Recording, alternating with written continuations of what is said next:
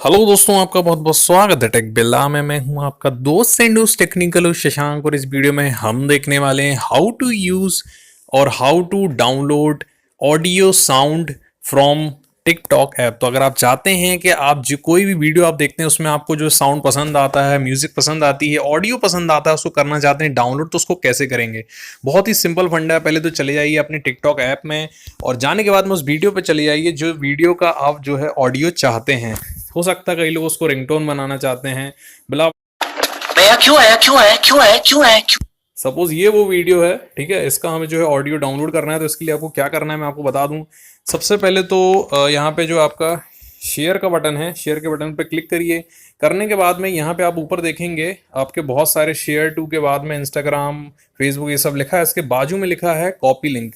Copy link पे कर दीजिए क्लिक, तो आपको वीडियो का जो लिंक है वो कॉपी हो जाएगा।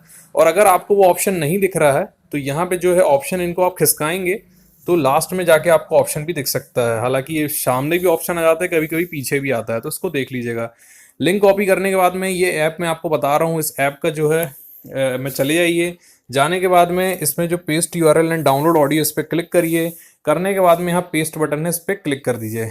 करने के बाद में आप जो है पेस्ट कर दिया आपने, इसके बाद डाउनलोड ऑडियो पे क्लिक कर दीजिए।